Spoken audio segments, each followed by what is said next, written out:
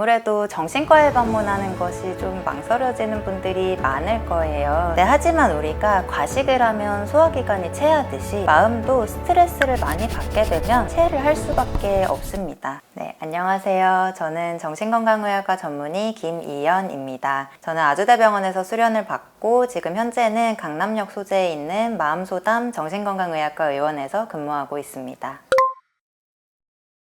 우선 사실 아이가 아픈 곳이 없어도 무언가 좀 잘못된 부분이나 이런 게 느껴지면 부모님 입장에서는 내 잘못인 것 같다 라고 느끼는 것이 상당히 자연스러운 일이기도 합니다. 근데 이제 나 때문에 병에 걸렸나? 이런 식의 자책하는 마음들은 사실 아픈 아이를 키우는 엄마들의 좀 공통적인 마음이기도 합니다. 아픈 아이를 키우는 것은 어떻게 보면 자연스러운 흐름을 따라가지 못한다고 느껴지기가 쉬운데요. 아이가 뭐 몇 살이 되면 독립을 하고 몇 살이 되면 뭘 하고 이런 흐름들이 깨지고 내가 잘 그려지지 않는 일이기도 합니다. 엄마가 아닌 인간으로서 사실 그런 상황을 직면할 때마다 불안감이 들고 답답한 마음이 드는 것은 자연스러운 일인데요. 근데 보통 엄마들은 인간으로서의 나로서 드는 마음들은 자꾸만 좀 부정하고 그게 좀 잘못된 마음인 것 같다는 생각이 들기가 쉽습니다. 우선 엄마로서의 나 자신도 물론 중요하지만 나 자신, 그 인간으로서의 나 자신도 중요하다는 걸 좀 인지하고 계시는 것이 우선 첫 번째로 좀 중요한 부분일 것 같습니다. 그리고 또 한 가지로는 어떤 일이 발생할 때는 크게 세 가지 요인이 좀 작용을 하게 되는데요. 첫 번째로는 상대방 요인, 두 번째로는 상황적인 요인,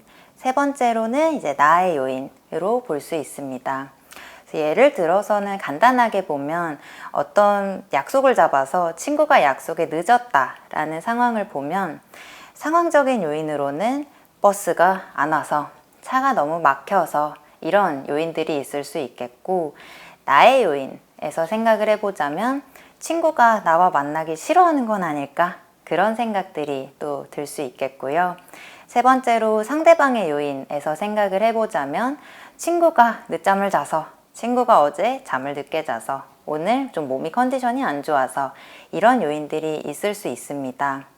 근데 이제 이 세 가지 요인 중에 상대방 요인과 상황 요인은 사실 내가 바꾸기가 좀 어려운 부분이고, 그렇기 때문에 인간은 자연스럽게 나의 요인부터 좀 생각을 하게 됩니다. 근데 이게 엄마의 책임감과 결부가 되기 시작하면 엄마 입장에서는 나의 요인이 전부라고 착각을 하기가 쉽습니다. 그래서 이제 내가 나의 요인이 크게 보일 수 있구나, 이게 다른 요인들을 좀 무시하게 되는 경향이 생길 수 있구나 라는 것들을 엄마들이 머리로 인지를 좀 하고 계셔야, 그래야 그 죄책감을 다루기가 좀 더 수월하지 않으실까 싶습니다. 우울증이라고 하면 사람들이 되게 심각하게 생각을 하기가 쉬운데요. 제가 그 우울증의 진단 기준에 따른 체크리스트를 좀 알려드리도록 하겠습니다. 일단 크게 9가지가 있는데요. 첫 번째로는 우울감. 그래서 하루 중 대부분의 시간이 좀 가라앉아 있는 기분이 든다. 그리고 두 번째로는 흥미의 감소. 내가 원래는 재밌다고 느껴졌던 것들이 재미가 없기 시작하고 별로 하고 싶은 마음이 들지 않는다. 그리고 세 번째로는 체중의 변화. 내가 체중이 많이 늘거나 또는 너무 줄어들거나 이런 변화들이 있을 수 있고요. 네 번째로는 수면의 변화. 평소보다 잠을 너무 못 잔다 라든지 너무 자주 깬다 라든지, 혹은 하루 종일 계속 졸리고 잠을 자고 싶은 마음이 든다거나 이런 것들이 있을 수 있고요. 다섯 번째로는 움직임의 변화입니다. 평소보다 일을 처리하거나 하는 속도가 좀 느려지거나, 혹은 너무 초조해서 가만히 있지를 못하겠는 느낌들이 드는 것들이 여기에 해당됩니다. 여섯 번째로는 피로감입니다. 잠을 잘 자고 못 자고를 떠나서 하루 종일 몸이 무겁고 피로한 느낌이 든다면 이 또한 우울증의 증상의 하나일 수 있습니다. 그리고 일곱 번째로는 죄책감이나 공허함인데요. 그래서 아까 앞에서도 다뤘다시피 죄책감이라는 마음 자체가 우울증의 증상일 수 있습니다. 그리고 여덟 번째로는 집중력의 저하. 내가 평소에는 집안일하고 계획하고 업무하고 하는 게 문제가 없었는데 이걸 우선순위를 따지고 계획하는 것들이 버겁게 느껴지기 시작한다면 이 또한 우울증의 증상일 수 있습니다. 그리고 마지막 아홉 번째로는요, 자살사고입니다. 내가 무엇 때문에 살아가야 되는지, 지금 왜 살고 있는지 이런 의문들이 들기 시작한다면 우울증을 의심해 볼 수 있습니다. 그래서 제가 앞서 말씀드린 그 9가지의 증상 중에서 5가지 이상에 해당되면 우울증일 확률이 높다고 볼 수 있으니, 만약에 체크해 보시고 5가지 이상 해당되신다면 병원을 방문하셔서 정확한 진단을 받아보시는 것이 좋습니다. 그리고 이 진단적인 기준에 따른 증상 외에도 우울감은 별로 없는데 평소보다 짜증이나 화가 많아진다거나, 혹은 신체 증상, 가슴이 답답하고 심장이 두근거리고 손발이 떨리고 이런 신체 증상, 그리고 또는 내가 좀 뭔가를 무조건 해야만 되는 강박적인 생각들, 이런 것들도 해당이 될 수 있기 때문에 생활에 어려움이 생기거나 하시면 너무 부담 갖지 마시고 가까운 병원 가셔서 상담 한번 받아보시는 걸 추천드립니다.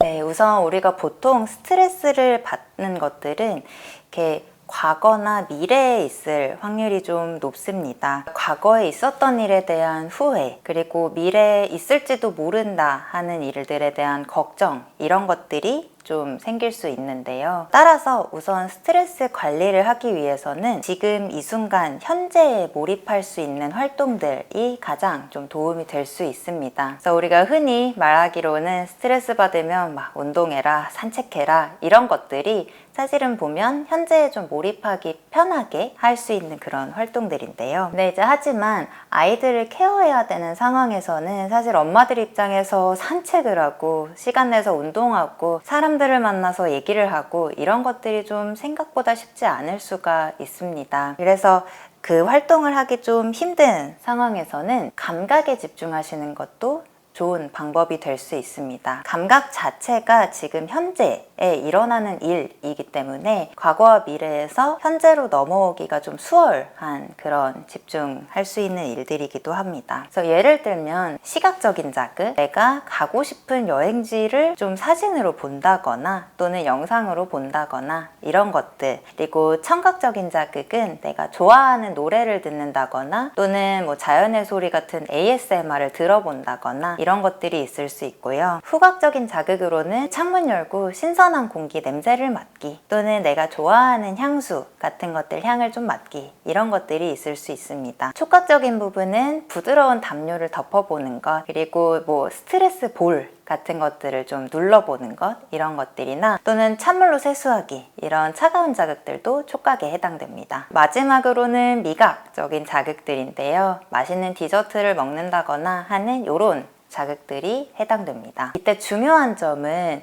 사실 우리가 통상적으로 즐겁고 기쁘고 자극적인 것들만 좀 스트레스가 풀린다라고 착각하고 있기 쉬운데, 사실 스트레스를 푸는 건 즐거움뿐만이 아니라 편안함이라는 마음이 굉장히 중요한 요소입니다. 그래서 이 감각들이 나에게 큰 즐거움을 주지는 않더라도 내 마음을 편안하게 만들어주는 감각들이라면 그 또한 스트레스 관리에 도움이 되는 감각들일 수 있습니다. 근데 이제 만약에 평소에 내가 좋아하던 감각들인데도 불구하고 좋아하는 노래를 들었는데 하나도 기쁘지가 않다, 들리지도 않는다, 마음이 편안하지가 않다 라고 한다면 이건 좀 우울증일 가능성이 있기 때문에, 만약에 이런 것들을 경험하신다면 우울증을 좀 의심하고 병원에 내원하셔서 전문적인 상담을 받아보시는 것이 도움이 되겠습니다.